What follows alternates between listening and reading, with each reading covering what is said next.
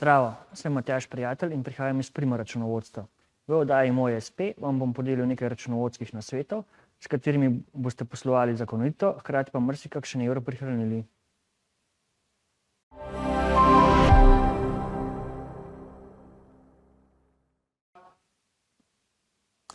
Hvala, ker ste se ustavili tukaj, si vzeli čas in boste v najini družbi naslednje pol ure.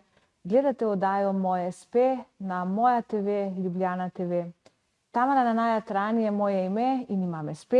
Danes pa je v moji družbi eden tistih, brez katerih noben poslovni subjekt, tudi SP, praktično ne more preživeti. Računovodja, Matjaž Prijatelj, lepo pozdravljeni. Tamara, zdravo. Kakšno pomenljivo ime oziroma priimek, ne? Prijatelj računovodja. Matjaž je dolgoletni računovodja in vodja računovodskega servisa Prima računovodstvo. Z računovodstvom se ukvarja že več kot 23 let. V njihovem računovodstvu pa združujejo dolgoletne izkušnje z različnih področji računovodstva. Hkrati pa so dokaj mlada, precej tehnološko usmerjena ekipa, kar se odraža tudi pri njihovem delu in pri tehnološko naprednih storitvah, ki jih nudijo za svoje stranke, tudi SP-jevce. O teh tehnoloških storitvah bova tudi malo kasneje. Bi pa prosila, če lahko začneva kar na začetku. Kako se je, Matjaž, začela tvoja pot? Kdaj se je začela? A si bil že od nekdaj samozaposlen? Si delal kje drugje prej? Kakšna je tvoja pot? Torej, ja. Že kot otrok sem bil bolj naklonjen številkam, logičnemu sklepanju in vsemu ostalemu. Veliko bolj kot pa naprimer kakšnim jezikom ali pa raznim tehničnim stvarem in tako naprej. In posledično sem že po končani osnovni šoli zavil na ekonomsko šolo in se začel izobraževati v smeri računovodstva in ostalih stvari. Hkrati je pa teta moje mame imela računovodski servis in sem z željo po kakšnem evru dodatnega zaslužka začel z praktičnim delom v računovodstvu oziroma z pomočjo v njenem servisu. Tekom srednje šole in potem kasneje faksa sem pridobil kar nekaj izkušenj. Dejansko sem od štarta zaštartal, se pravi z pridobivanjem osnovnih stvari, izobraževanjem, pridobivanjem praktičnih izkušenj od tistega začetka do sestavljanja poslovnih izkazov, svetovanja in vsega ostalega. In potem, ko sem zaključil faks, sem šel na samostojno pot in sem odprl svoj računovodski servis. V štartu, to je bilo leta 2010, sem zaštartal kot samostojni podjetnik, potem smo se po leta 2019 preoblikovali v družbo z omejeno odgovornostjo in nadaljujemo z poslovanjem preko podjetja. In se svojega poslanstva računovodstva vse do danes še nisi naveličal? Naveličal sicer ne, ampak pridejo boljši, pridejo slabši trenutki.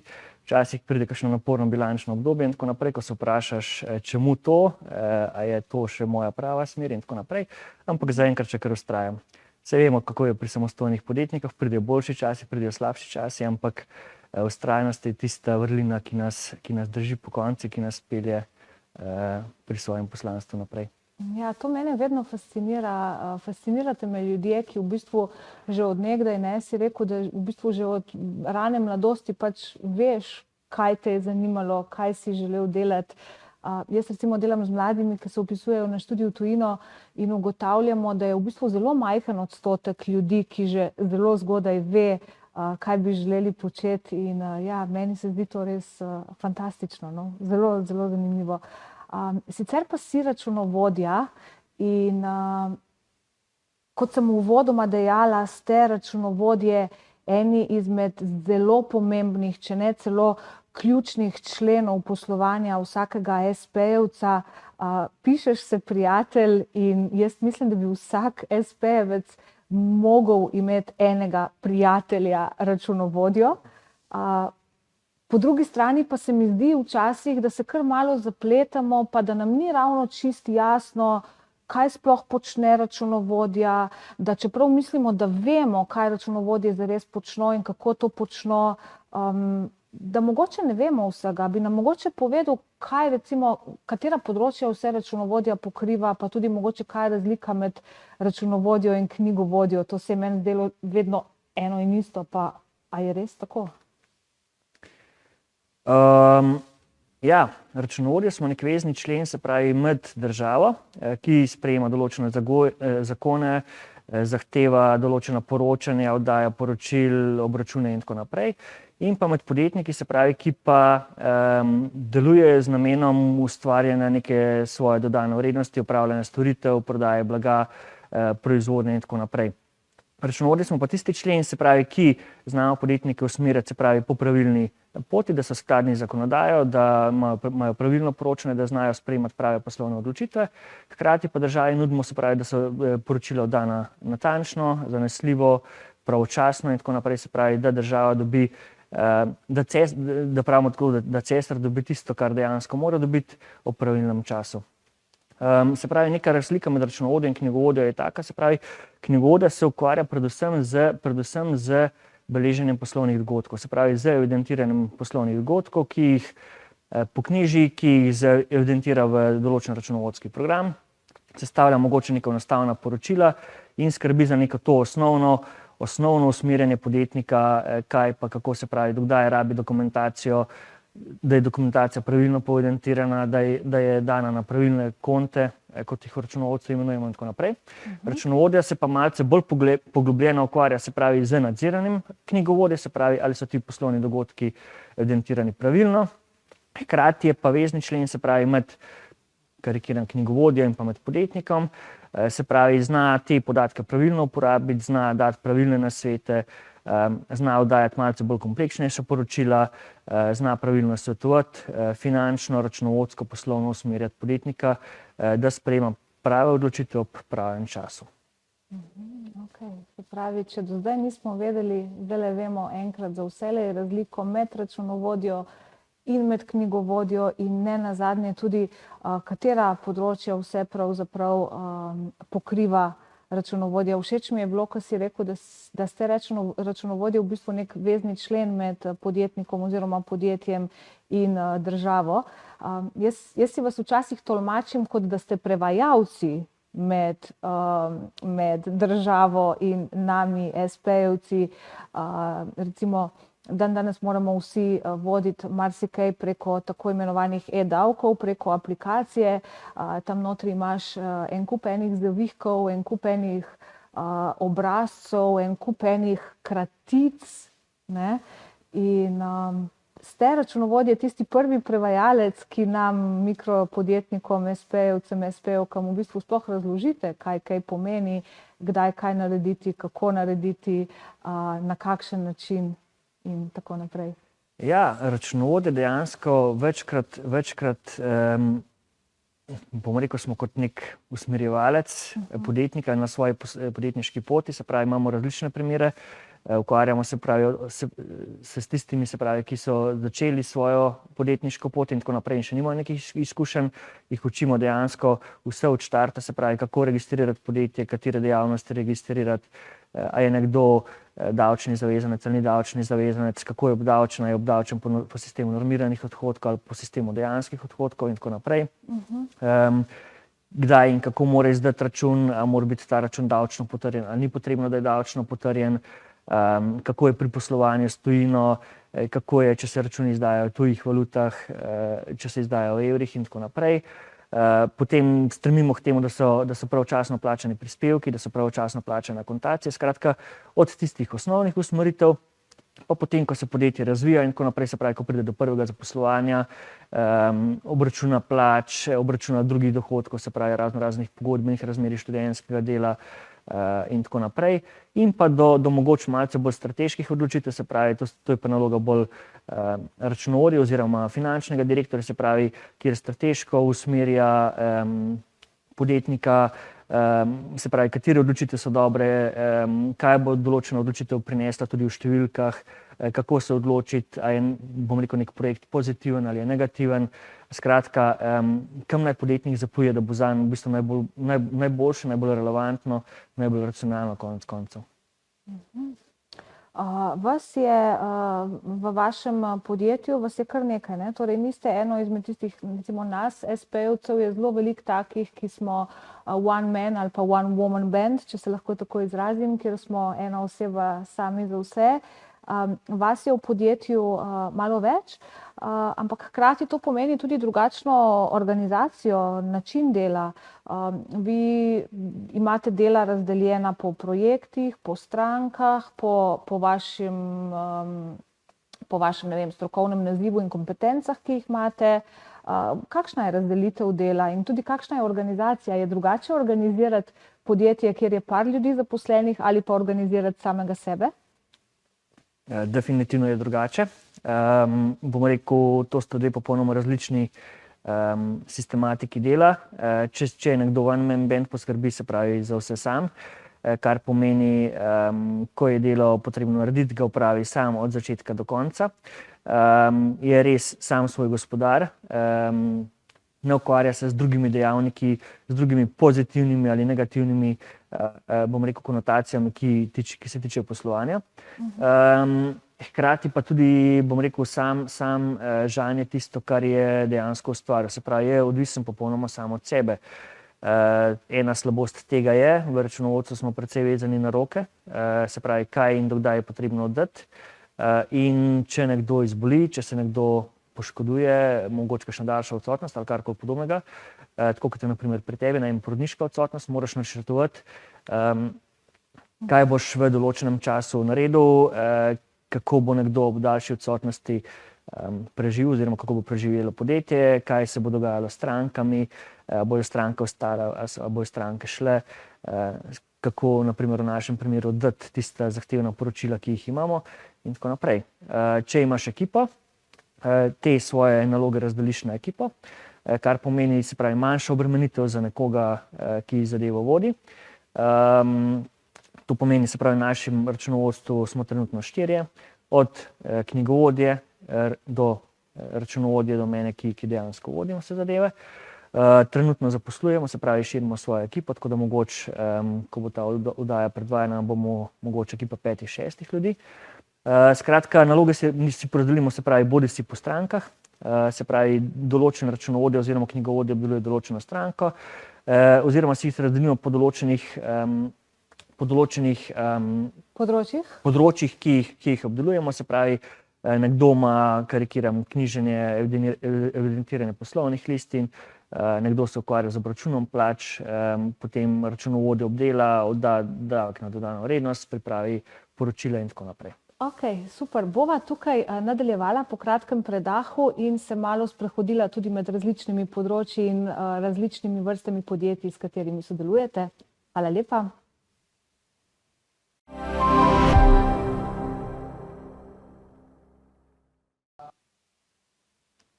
Lepo pozdravljeni ponovno v oddaji Moj espe na Moja TV, Ljubljana TV. Tamara Nanaja Trani sem z vami, v moji družbi pa računovodja Matjaž Prijatelj. Še enkrat lepo pozdravljen. Prejle sva govorila o tem, da v njihovem računovodskem podjetju je par računovodij in knjigovodij zaposlenih, da delajo za različne stranke na različnih profilih. Bi nam mogoče malo povedal, delate torej samo za espe-jevce, za ta najmanjša podjetja ali tudi za večja podjetja? Kdo pravzaprav potrebuje vaše podjetje? Ja. V našem računovodstvu se ukvarjamo z računovodskimi storitvami, davčnim, poslovnim pa finančnim svetovanjem, in sicer za tiste najmanjše, se pravi običajno espe-jevce, potem tudi, se pravi, za družbe z omejeno odgovornostjo, zavode, nekaj malega imamo tudi društev. Ukvarjamo se pa z računovodstvom, se pravi, za tiste najmanjša podjetja. Naša najmanjša stranka mogoče naredi nekaj tisočakov prometa na letni ravni, in pa tiste mogoče malce večje podjetja, naše največje stranke naredijo tam nekje med 10 pa 15 milijonov prometa letno. Okay. Se pravi, vse od najmanjših do največjih nudite en kup enih računovodskih storitev, pa tudi svetovanje, izdelujete poslovna poročila, tehnološko ste zelo napredni, nudite torej tudi online storitve za svoje stranke. Opazila pa sem na vaši spletni strani, da nudite tudi storitev Virtual CFO. Zdaj pa, a bi bil tako prijazen pa povedal meni in gledalcem, kaj ta kratica CFO, torej CFO, pomeni, kaj pokriva in kaj vi počnete tukaj in za koga? Drži, se pravi, v zadnjem času se potrebe naših podjetnikov spreminjajo in v repertoar naših storitev smo ponudili tudi, se pravi, storitev CFO na zahtevo oziroma Chief Financial Officer, kar pomeni, se pravi, vodjo finančno-računovodskega oddelka in tako naprej, se pravi, na potrebo. Storitev je namenjena podjetjem, ki dejansko so malce večja, rabijo malce, bom rekel, bolj strateške finančne usmeritve, od zahtevnejših finančnih kalkulacij, poročil, do komunikacije z bankami, z investitorji, z drugimi deležniki, se pravi, pri njihovem poslovanju in tako naprej. Ampak niso pa še dovolj veliki, se pravi, da bi vodjo finančnega sektorja dejansko zaposlili v svojem podjetju. Posledično imajo lahko support zunanjega človeka, se pravi računovodje, ki nudi tudi bolj strateške usmeritve, bolj poglobljene analize in tako naprej, in sicer v obsegu, kot ga dejansko podjetnik v tistem času potrebuje. Ko pa dejansko podjetnik zraste, bodisi se podjetje proda, dobi nove deležnike in tako naprej, pa potem lahko zaposlijo svojega finančnega direktorja, ki pa dejansko vodi zadevo naprej. Se pravi, to je ena stopnička višje ali pa 2 stopnički višje od SP-jev, od nas mikro, mogoče bomo tudi mi nekoč tam, da bomo potrebovali svojega CFO. Sicer pa, če greva nazaj k SP-jevcem in torej mikropodjetnikom, mikropodjetnicam, kdaj vas SP-jevci največkrat potrebujejo? A z vami sodelujejo čez celo leto, občasno, a so kakšne razlike med tem, ali normirani SP-ji, koliko jih kdaj potrebujejo računovodstvo, ali pa navadni SP-ji? Okay. Se pravi, popolnoma je odvisno, se pravi, od podjetnikov, koliko so sami vešči finančno-računovodskih opravil in tako naprej.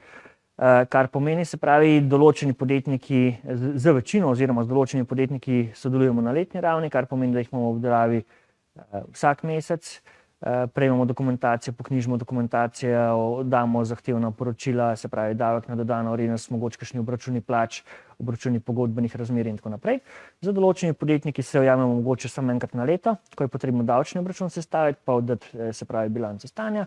Za določeni podjetniki pa sodelujemo samo po potrebi, se pravi, če potrebuje dodaten nasvet, se obrnejo na nas, ponudimo svetovanje, naredimo določen projekt in tako naprej, potem pa kontakte imamo, pa ko je naslednjič potreba, se pa slišimo.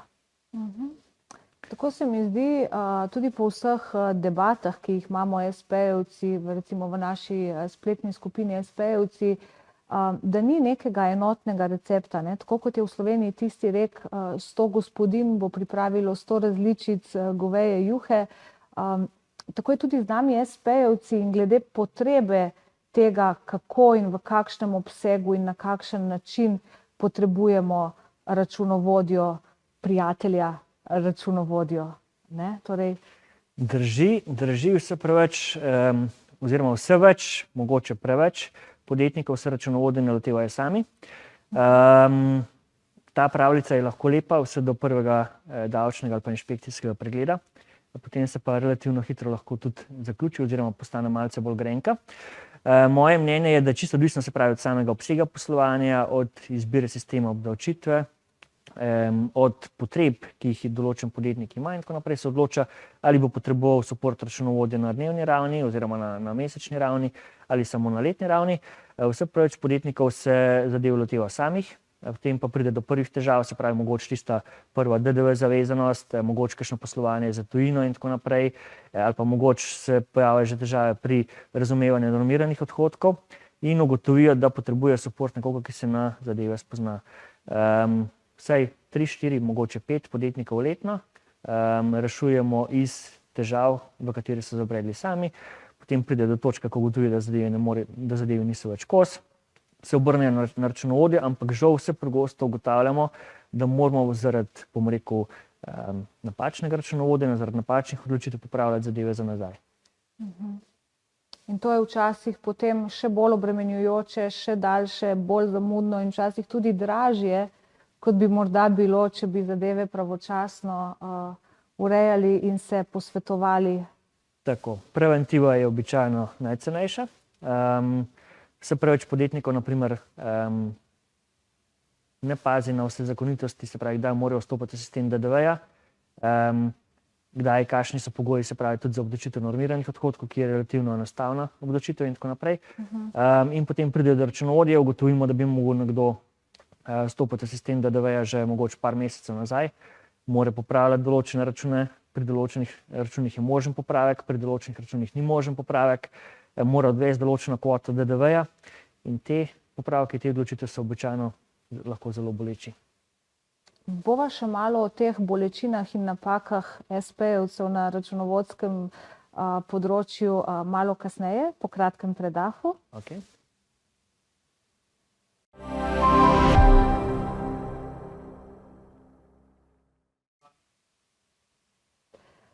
Mi smo nazaj v oddaji Moj SP na Moja TV, Ljubljana TV, v moji družbi danes Matjaž Prijatelj, računovodja.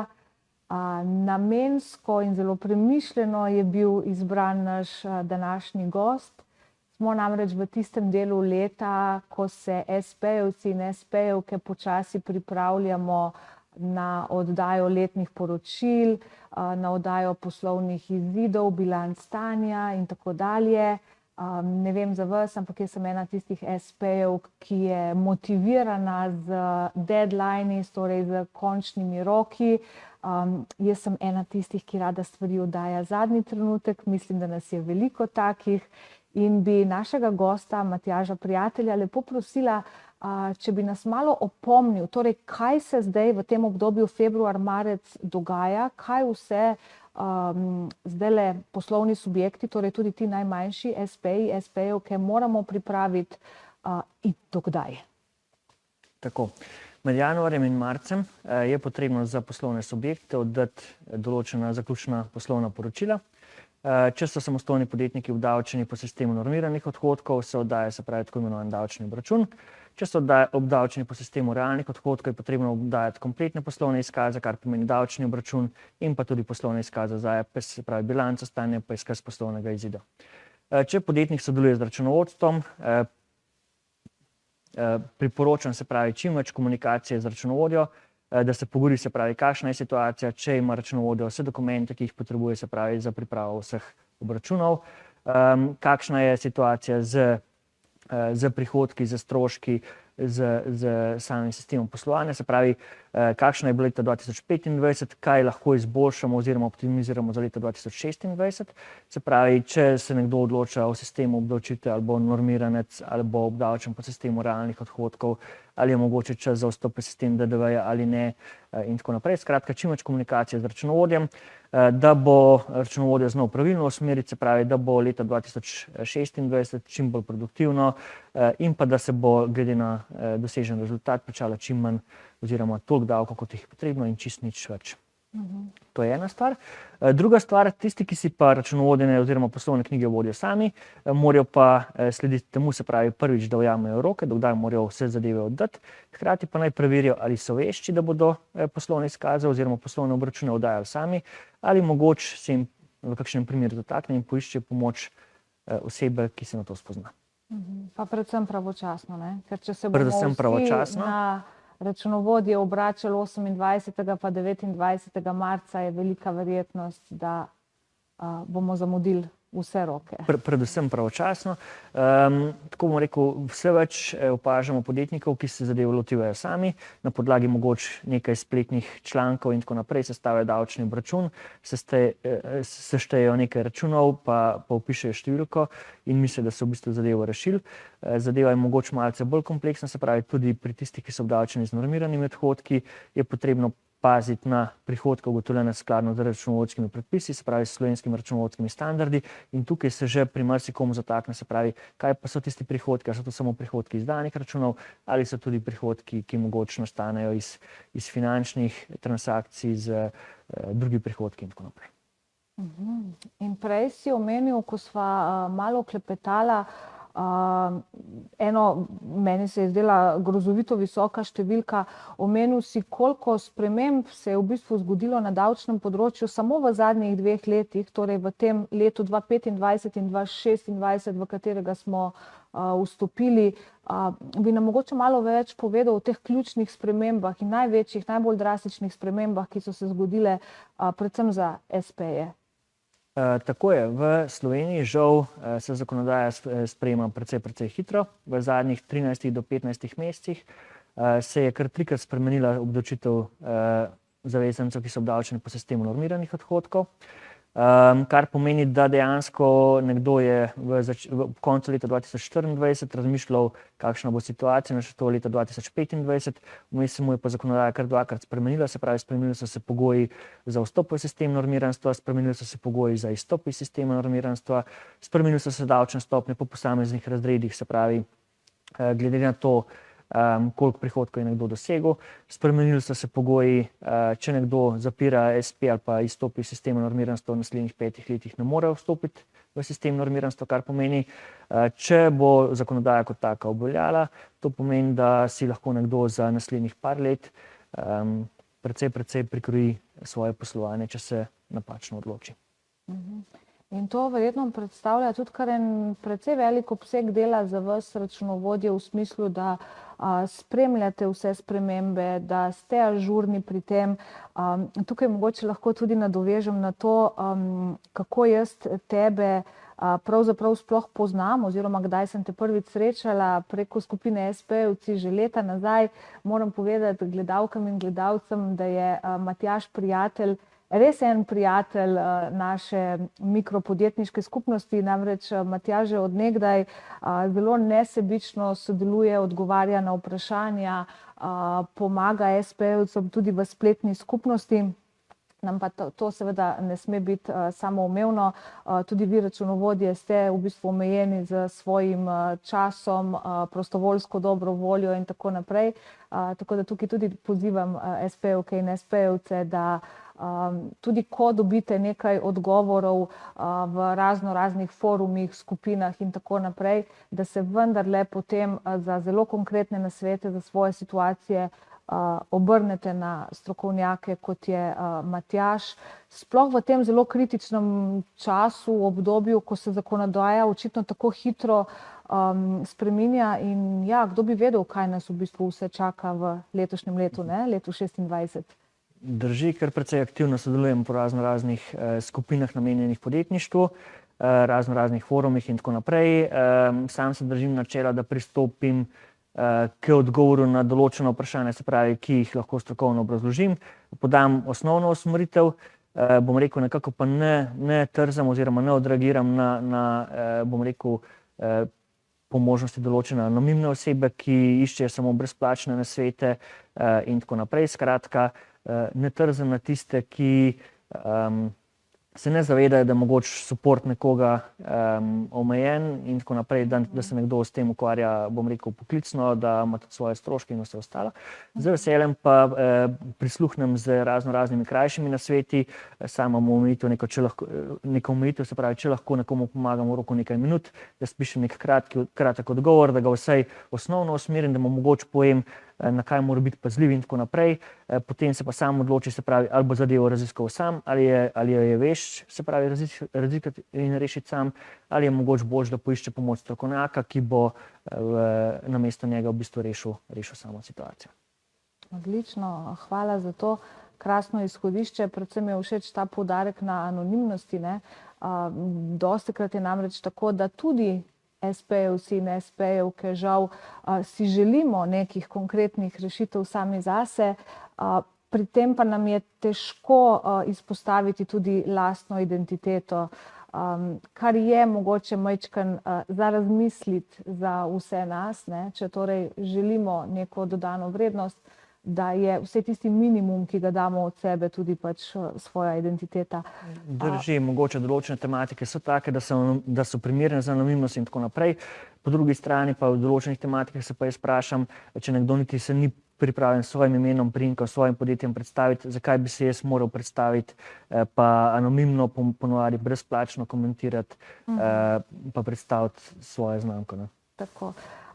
Čisto pri koncu sva mogoče še čisto na kratko poveš, kako se ti kot podjetnik povezuješ z ostalimi podjetniki, si član kakšnih združenj, kakšno vlogo zate igra to povezovanje? Povezovanje je pri podjetništvu ključnega pomena, predvsem za grajenje blagovne znamke, za komunikacijo z ostalimi deležniki in tako naprej. Sam sem član Slovenian Business Cluba, član obrtne zbornice, aktivno vodim pa administriram skupino računovodij, kjer se združujemo, bomo rekel, izmenjujemo mnenja, izkušnje, znanje in tako naprej. Hkrati pa, kot so že omenila, se pravi, sem aktivno prisoten na forumih, na raznih podjetniških skupinah, kjer pomagam podjetnikom. Odlično, najlepša hvala. Torej se bomo še videli in še srečali, če drugje ne pri katerikoli od teh organizacij, kjer se povezujemo in združujemo podjetniki. Hvala, Matjaž, ker si bil danes z nami v naši družbi. Hvala za vse tvoje zelo koristne nasvete. Hvala pa tudi vsem, ki ste bili z nama, in hvala, ker z lokalnimi nakupi pomagate podpirati domače slovensko mikrogospodarstvo, nas espejevce in espejevke. Vsem espejem, ki nas gledate, želim čim več povezovanja, sodelovanja, skupaj smo namreč močnejši. Hvala.